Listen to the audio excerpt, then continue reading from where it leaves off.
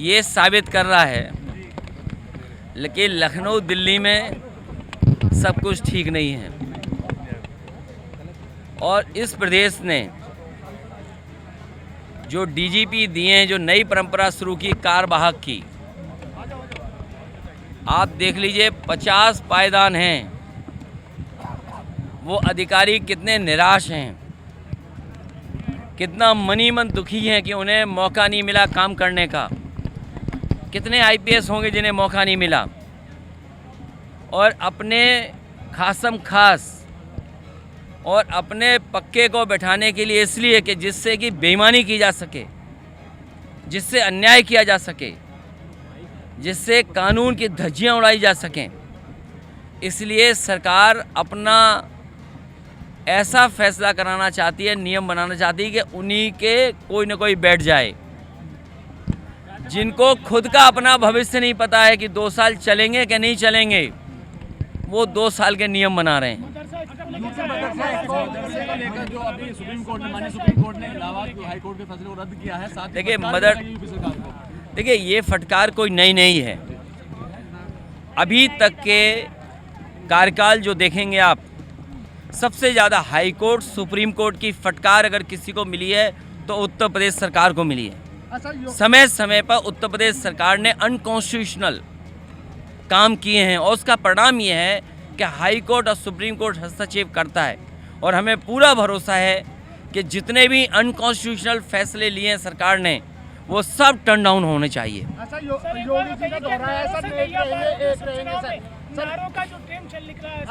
देखिए divide and rule, ये सुधार हमारे पत्रकार साथियों को कहीं सुधार सुनने को मिल गया। ये सुधार नहीं है। डिवाइड का हिंदी क्या है? बांटो। डिवाइड एंड रूल नारा दिया था अंग्रेज़ों ने, और अंग्रेज़ तो चले गए लेकिन अपने वचन छोड़ गए। ये वचनवंशी लोग हैं अंग्रेज़ों के, इसीलिए इन्होंने इस तरह के नारा दिया था। ये भारत और खासकर उत्तर प्रदेश का समाज ऐसे नारों को कभी स्वीकार नहीं कर सकता है।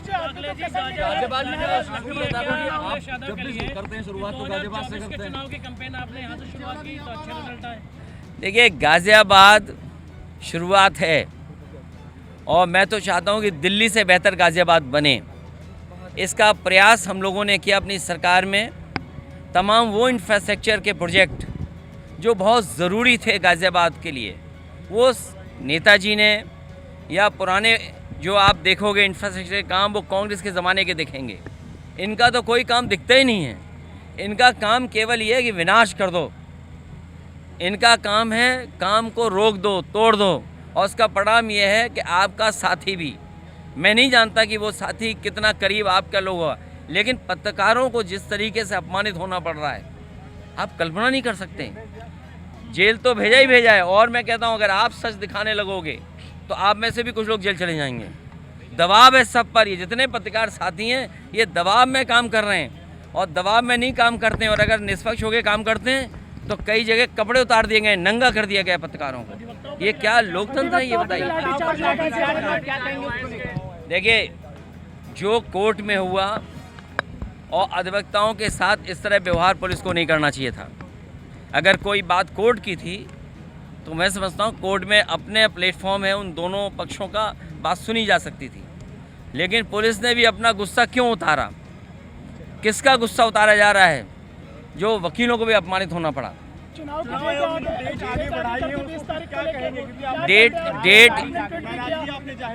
डेट इसलिए बढ़ाई कि भारतीय जनता पार्टी को भनक पड़ गई कि जो लोग छुट्टी लेकर के आए हैं दिवाली की, भैया दूज की और छठ पूजा की, वो सब लोग इतनी छुट्टी लेकर के आए कि वोट डाल के जाएंगे।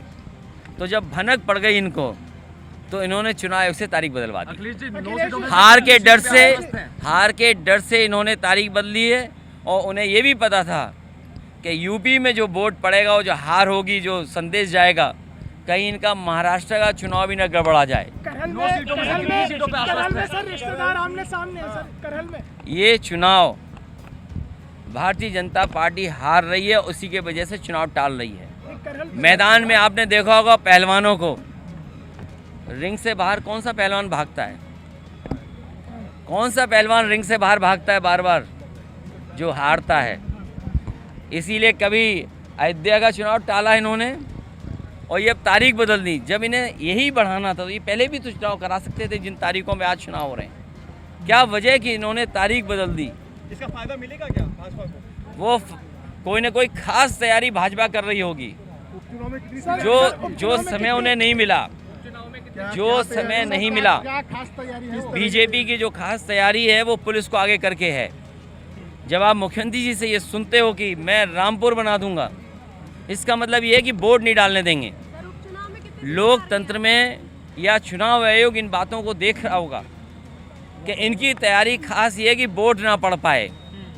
बूथ चिन्हित कर रहे होंगे ये लोग, बूथ चिन्हित कर रहे होंगे कि बूथ पर फोर्स लगा दो कि वोट निकले नहीं, जबकि फोर्स और एडमिनिस्ट्रेशन की जिम्मेदारी ये बनती है कि ज़्यादा से ज़्यादा वोट आए।